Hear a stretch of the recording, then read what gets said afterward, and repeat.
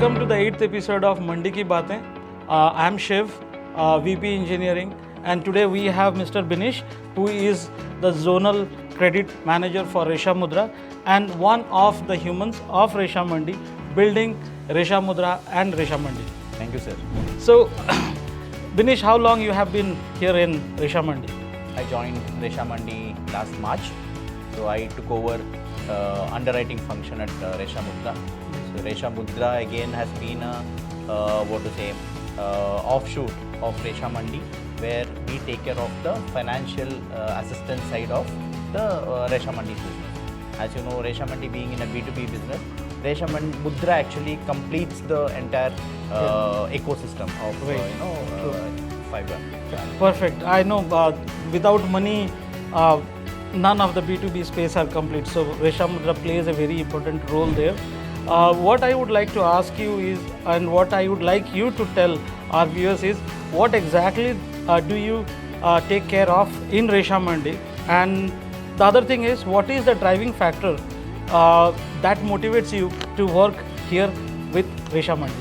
Okay. So as I was telling earlier, ReshaMudra was conceptualized to actually provide financial assistance to the stakeholders of ReshaMandi.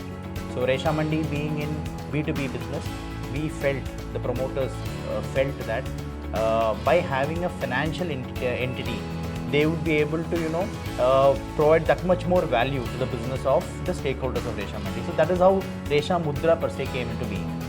So ReshaMudra, what we do is we deal with different profiles. We deal with reelers, we deal with weavers, we deal with manufacturers, Farmers. we deal with farmers. We deal with the entire value chain and see where there is an opportunity for people to avail financial assistance. So right. The ReshaMandi does the B2B business, they buy, they sell, they do the entire thing. But when this finance angle come in, we have that much more attachment to our customer base. So that is exactly what we have been doing. So now, when you walk into office every day, you know that today you have an opportunity to add value to your customer. So there is somebody who needs a financial assistance. So you know that today you can actually fulfill that dream. So as the motto of ReshaMudra is, be a dream, bigger dreams. So here we are providing that service. So every day coming into office is an exciting thing. You get to deal new, get to meet new people, get to see different types of businesses, and that value addition is what motivates you to come to office. ReshaMudra definitely sounds like a great idea to this company. I think we are very fortunate enough to be part of this journey here at ReshaMudra within ReshaMandi. But what I would also like to ask you is, what is your typical day at work looks like, and the kind of credit requests that you get? Because the kind of personas that we are dealing, they differ from in a lot of ways. There is a guy who is like extreme left-hand side of the supply chain, who is non-digital in nature. Correct. On the right-hand side of the supply chain, who are your reelers, brands, factories, they are so used to technology, they don't care about it, right? Okay. So I'm sure it might be a very challenging work for you. Absolutely. Like, please enlighten us. So ReshaMudra per se is an actual hub of activities. We do a lot of things. So we deal with, as I was telling earlier, profiles starting from a farmer till the high-end brands. Okay. So each person in the value chain, maybe a reeler or a weaver, has their own challenges when it comes to working capital. Now, if you say divide the entire textile industry in a pyramid, you will find the top brands at the top of the pyramid, and the lower rung, which is a huge population filled with small reelers or weavers who are not very well versed with financial matters. True. So that is the main challenge you see when it comes to finance. Their books are very unorganized. They don't know what exactly is capital adequacy. So they don't need, they don't understand the fact that their business needs capital to be invested. So they have been doing this business for a very long time, and they just continue doing that. And textile industry is one industry which is heavily underbanked. So it's maybe because most of these people are unorganized, so they don't understand finance. So banks tend to keep them away. Banks say that, okay, let's look at the better chunk of business. Let us look at people who are very organized, and those people get credit. At the lower rung, they don't get credit. So here, what we try to do is, since we understand this business, since ReshaMandi is already there in that line of business, we know what each person does at that level, at the grassroots level. What does a reeler do? Where does he buy from? What does he need? Where is his money crunch? So accordingly, we structure our products. We have products dealing with reelers where they need money to buy cocoons. We provide them that fund. They buy, convert it, and repay us. Likewise, so since we understand that business, the products that we have structured is also very close to what they actually need, unlike a regular financing. So since we deal with different people at different locations, a lot of business comes from our business teams. People at ReshaMandi, maybe our yarns team, maybe our weaves team, they interact with customers and they feel, okay, here, this is a person who requires financial assistance. They push on that lead to ReshaMudra. Likewise, we have our sales team who is in the field, who sources their own business. So all these files come into the credit department. At credit, we actually understand a customer based on 3 major pillars. One is his past conduct. How good has he been? Has he been, good in dealing with his existing bankers? Okay. So what is his financial discipline? We understand these things by way of bureau check and other due diligence. What do you do if somebody doesn't have a bureau now?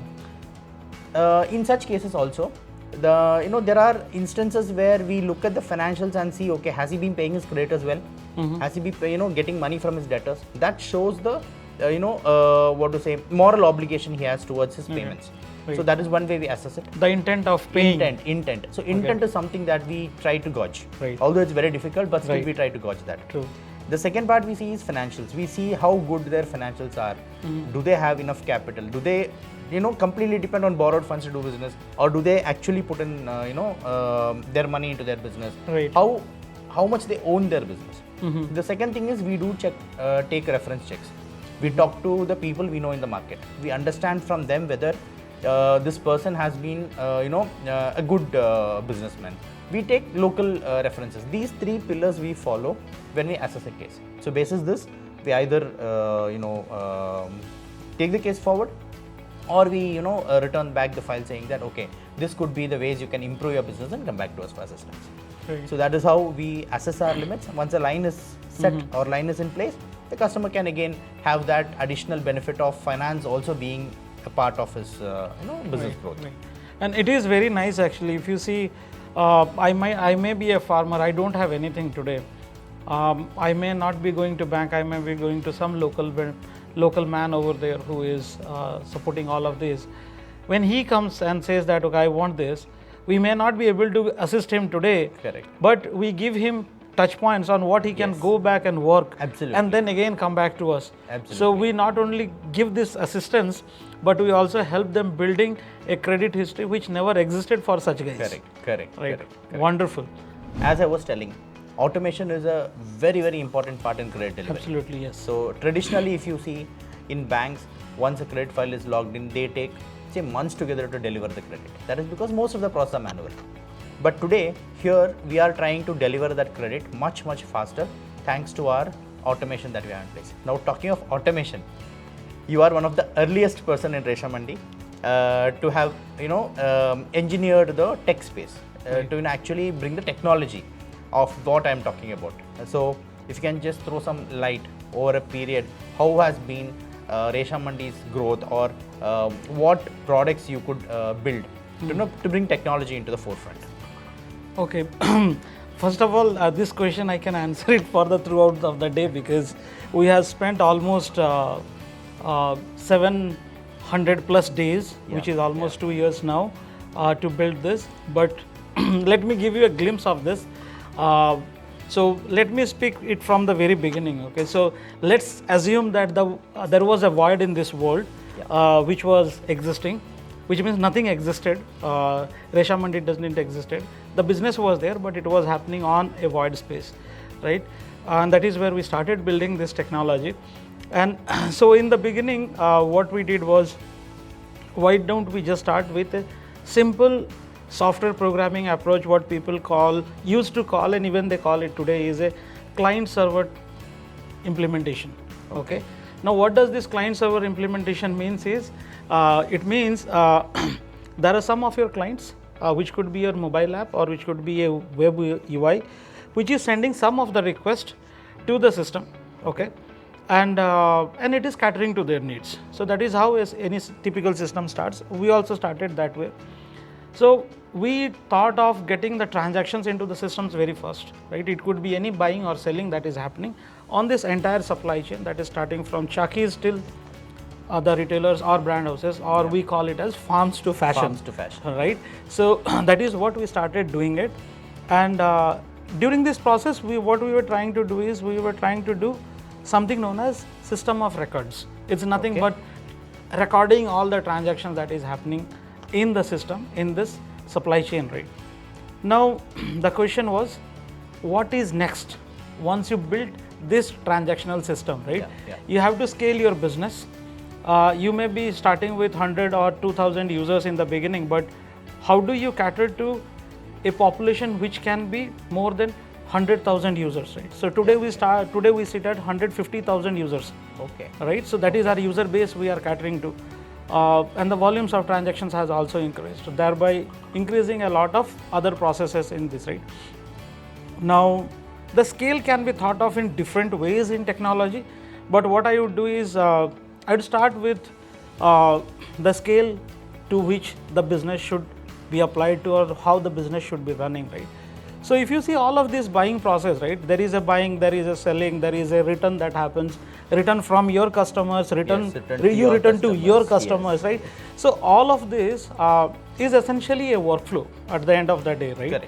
So you have to bring in business process automation into this. It cannot be any more written into the code that any developer is writing every day, right? So we introduce something known as workflows, which is built on a technology known as Camunda, and the same workflow engine is also powering ReshaMudra, where your LOS goes through a multiple stage of approvals, right? And then you do have pushback, you have approvals, you have multi-level approvals, and all of those things, right? So that was one of the things that we did. So bring in a workflow automation process where the decision is made on the design and not in the code. The code is on to execute when the decision is made outside of your this. So that was one thing that we did.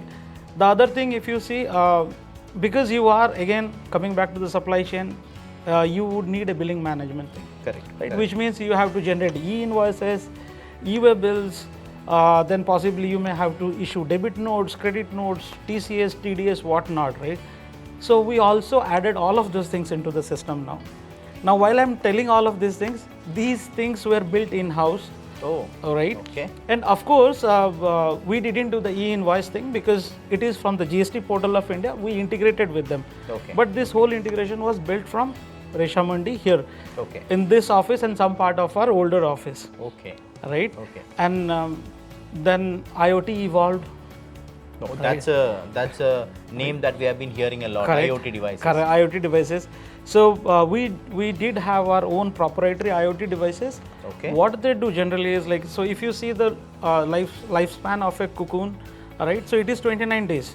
Okay. Right. Now every day has got its own humidity and own temperature, which means today if the egg is breeding or if the egg is growing today and it needs a temperature of 21 degrees and a humidity of X, if it is more than that, then possibly your crops may lead into failure. Okay. So this is how serious it is, right? Now because of this, the IoT devices are placed into the rearing sheds, which give them real-time updates. Okay. Right? Saying that, okay, boss, this is your temperature, this is your humidity, the temperature has gone high, possibly put a sack on the wall near to the window, possibly if it is humidity problem, dehumidify it, or other ways how to do this. So to a large extent, you are saying you have taken out the uncertainty out of the most critical part of the farm. Yes. मंडी की बातें